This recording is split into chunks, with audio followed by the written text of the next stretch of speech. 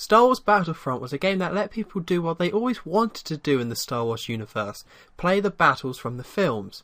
Despite being limited by the PS2, it was still awesome sieging the rebels on Hoth or playing the Battle of Geonosis.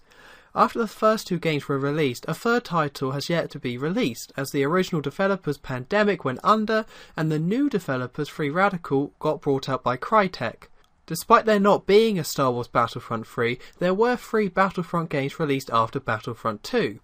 There was Star Wars Battlefront Rebel Squadron on the PSP, Star Wars Battlefront Modal Squadron for phones, and Star Wars Battlefront Elite Squadron for PSP and DS. In this video, I'll be taking a look at Star Wars Battlefront Elite Squadron for the DS. I will only be looking at the DS version, and it should be noted that the PSP version is vastly different. So, does Elite Squadron stand tall alongside the original games, or can it be dismissed as a lazy spin-off? Let's have a look. The story is you play a clone trooper called X2 as you fight along the sides of the Republic, the Rebels and the New Republic. The story is centered on X2 trying to stop his brother X1, who turns evil once the Empire takes over. However, the game puts you, X1, in the middle of the main battles that take place in the films, such as rescuing the Chancellor from Episode 3 and defending Hoth from Episode 5. The game has a 3-act structure, but what is interesting is that the whole third act of the game takes place after Episode 6, once the New Republic has been established. Even though this is a spin-off game, there's actually a lot more story than you would think, with a few cool twists and turns along the way. It would have been nice if there were proper cutscenes rather than just text boxes, but this is a DS game, so I can't complain too much. It can also seem a bit much just how many battles they say X1 took part in, such as apparently X1 was flying an X-Wing down the trench at the same time as Luke was on the Death Star. Overall, the story works well, as you both get to play through the classic Star Wars battles as well as experience a new story. The main game is a top-down shooter. You lock onto enemies automatically and you can roll to avoid gunfire. You also get different classes to use based on the classes from the original Battlefront games. You have Assault, who has a rifle, shotgun and grenades. There's the Heavy class, who has a minigun, a rocket launcher and is needed to blow up certain doors. There's the Engineer class, who has a pulse rifle, a grenade launcher, can drop turrets and is needed to repair things. And finally there's the Spy class, who has double pistols, a pulse rocket launcher and is needed for hacking. Despite the different classes in this game, the core gameplay is very basic. You walk around holding the shoot button and let the auto lock on do the rest. I would definitely describe it as mindless, but I wouldn't say that's completely a bad thing. I'm sure there's some who would find it dull and repetitive, but personally I did enjoy myself shooting through all the enemies, even if there wasn't much to it. Maybe I'm being too generous to this game as it's a spin-off on the DS, but there isn't anything bad or broken about the gameplay, so I ended up having fun with it. It does mean that the game is easy, as you can avoid gunfire by strafing left to right and enemies do die fairly quickly, so anyone wanting a challenge from this game will be left disappointed. There are other gameplay styles outside of the top-down shooting sections. The most significant are the space battles.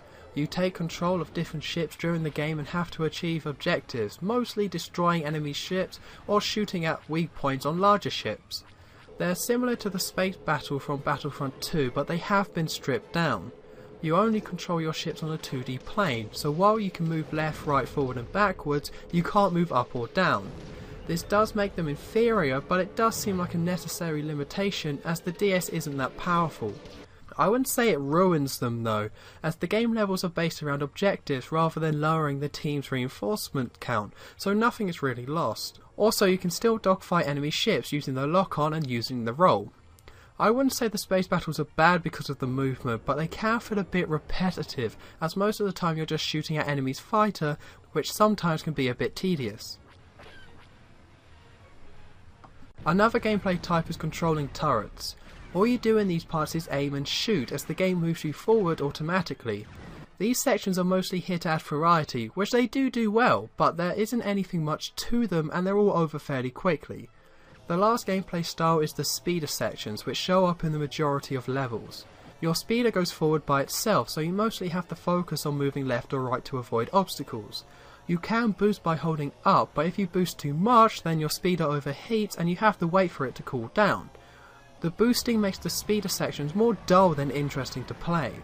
To go at a decent speed you have to boost, but you can only boost for a short time, so instead of going at a high speed constantly, you have to switch between going fast and slowing right back down.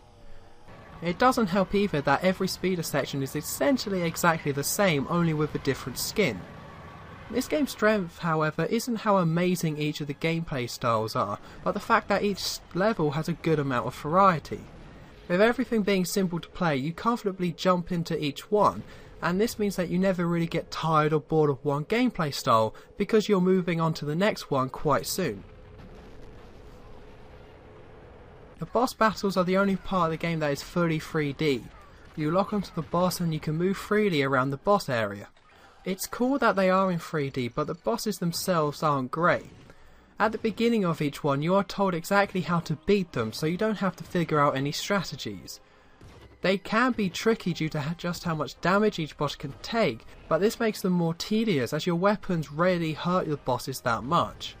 They're not horrible to play, but for me they were the weakest part of the game.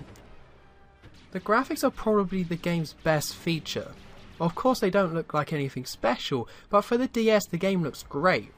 I was particularly impressed by the look of the ships and the space sections. Another part of the game is that during some levels you get to choose what you to do next. Whatever you choose dictates how you complete the rest of the level, but they do seem pointless. It does decide what you do next, but in a game like this it doesn't really matter. I'm not complaining as it's nice having that option, but it is a bit puzzling why they're even here. Star Wars Battlefront Elite Squadron on the DS was a game that I was surprised by. The story is more fleshed out than I would have expected, and the variety in the levels make the game enjoyable. As a spin-off of the Battlefront series, it's pretty weak as it incorporates very little of the original games, except for the classes. However, as a Star Wars DS game it can be fun. If you don't mind switching off your brain for a few hours, you'll probably like this game. My score is 6.5 out of 10. While it is far from its console counterparts, it's a solid little game thanks to the better than expected story and the range of gameplay styles.